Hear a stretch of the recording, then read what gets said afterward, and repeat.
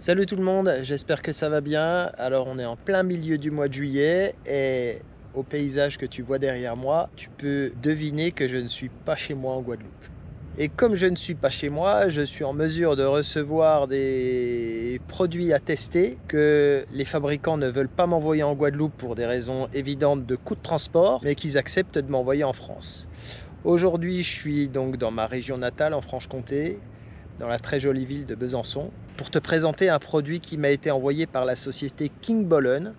C'est encore un outil de diagnostic. Il s'agit du modèle iDiag Plus et c'est un modèle qui ressemble beaucoup au TopScan de Topdon que je t'ai déjà présenté sur la chaîne, à savoir un dongle OBD2 associé à une application smartphone.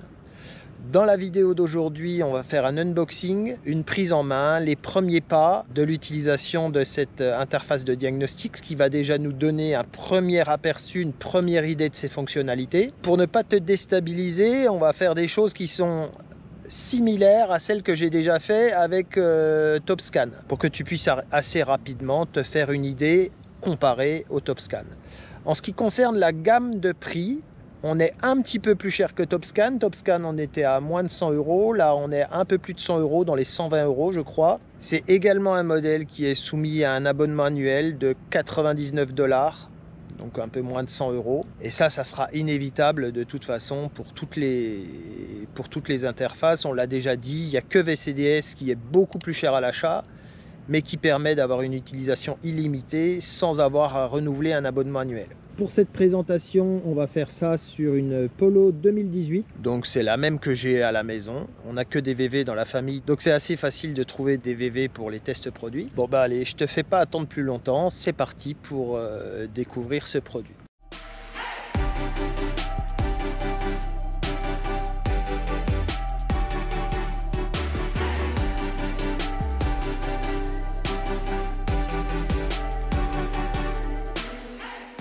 Alors première chose qu'il y aura à faire évidemment, puisqu'il s'agit d'une application smartphone, il va falloir télécharger l'application, il va falloir créer un compte, il va falloir enregistrer l'interface. Tout ça c'est super facile, tout est expliqué dans la petite notice qui est jointe à l'interface. Ensuite, comme d'habitude, on se branche à la prise diagnostic. Une fois que l'interface est branchée, il suffit de la connecter en Bluetooth au téléphone. Et bien évidemment, pour pouvoir faire du diagnostic, il va falloir télécharger la marque qui te concerne. Sur le boîtier, on voit qu'on a 3 voyants. Le premier indique qu'on est bien sous tension, le deuxième, le vert, indique qu'on est bien connecté au véhicule, et le troisième, le bleu, indique qu'on est bien connecté au Bluetooth du téléphone. Ensuite, évidemment, comme à chaque fois, on met le contact. Et quand on est sur l'application, le plus simple, c'est de cliquer sur le premier bouton, celui qui est tout en haut, et de faire une reconnaissance automatique du VIN.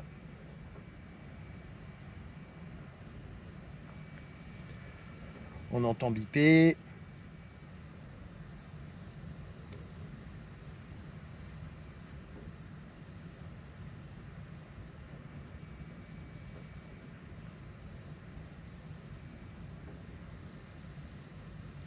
Alors je te mets en temps réel, tu vas voir que c'est quand même pas très rapide, hein. La connexion est quand même relativement lente. Là je ne coupe pas, je laisse volontairement en temps réel le lancement du système pour que tu puisses voir un petit peu le temps que ça prend. Alors, non seulement je trouve ça super lent, mais en plus, il faut avouer que l'interface graphique de l'application est vraiment pas terrible.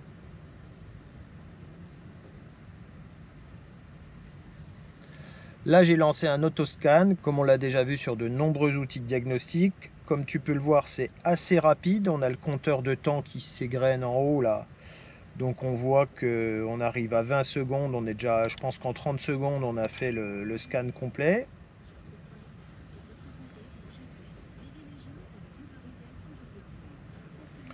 Voilà, c'est ça, on est en 30 secondes.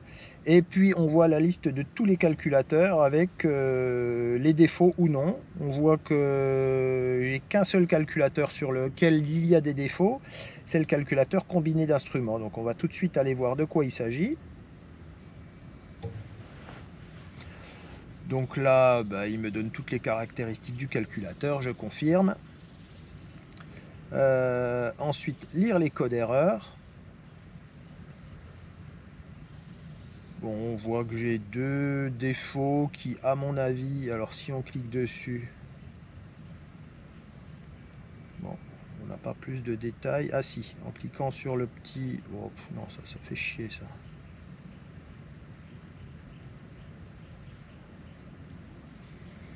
Est-ce qu'on a un peu plus de détails? Non, bah là on a un rapport. Le détail des défauts est quand même relativement succinct. On va effacer les codes pour voir si les défauts reviennent ou non.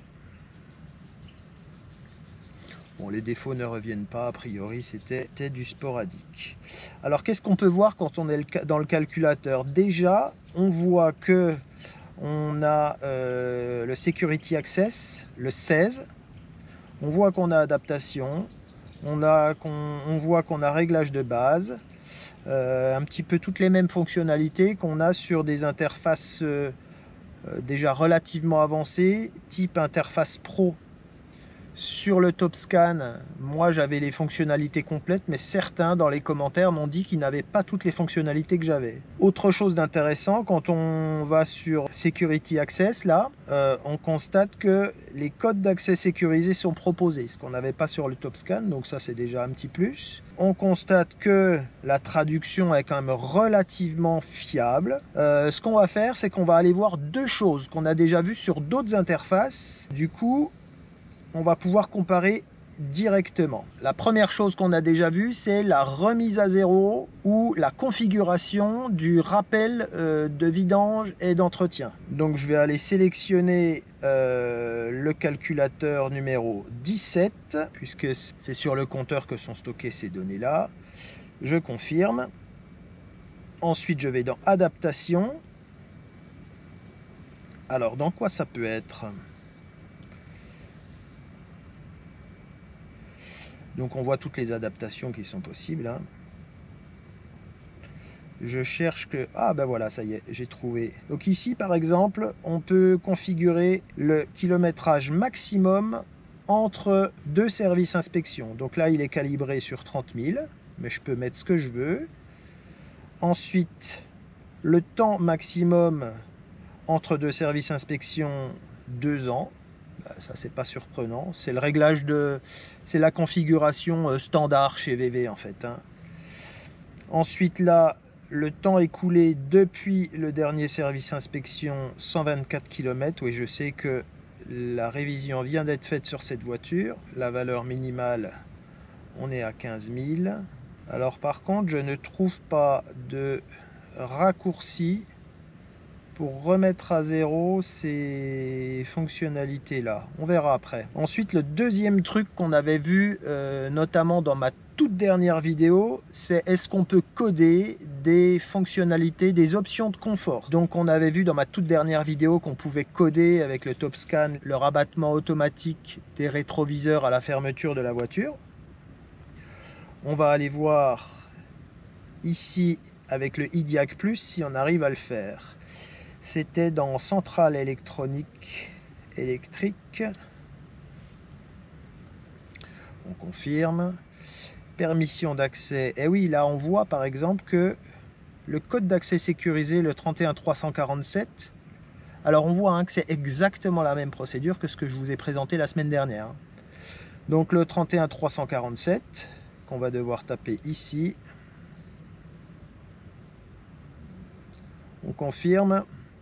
Là, il me met connexion réussie. Et ensuite, c'était dans adaptation.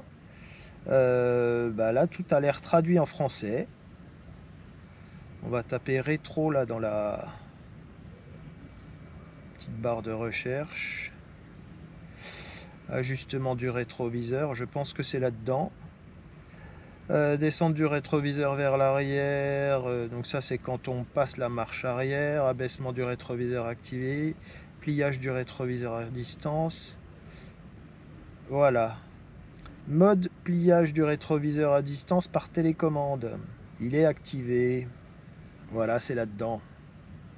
Donc on voit qu'on a bien accès aux fonctions de codage. Alors encore une fois, cette interface, elle est vendue comme une interface pro avec des fonctions de codage qui sont alors un peu plus importantes que sur la TopScan Lite et qui serait équivalent au TopScan Pro. Donc là on voit bien hein, par exemple que les tests que j'ai fait dans la dernière vidéo sont possibles aussi avec ce matériel là. Donc on va s'arrêter là pour aujourd'hui. Pourquoi? Pour plusieurs raisons. La première, c'est que j'ai pas le temps de faire un test complet du matériel et que je me suis engagé avec le fabricant à sortir une vidéo de présentation unboxing rapidement dès réception de l'interface. La deuxième raison, c'est que je vais recevoir un troisième modèle équivalent dans l'été d'une autre marque que j'ai plus en tête, pour lequel je vais aussi faire une vidéo de présentation similaire à celle-ci. Et puis ensuite à l'automne, j'aurai donc 3 modèles, celui que tu as déjà vu dans la dernière vidéo et que je t'ai présenté il y a quelques mois, celui-ci là, le iDiag Plus de King Bollen,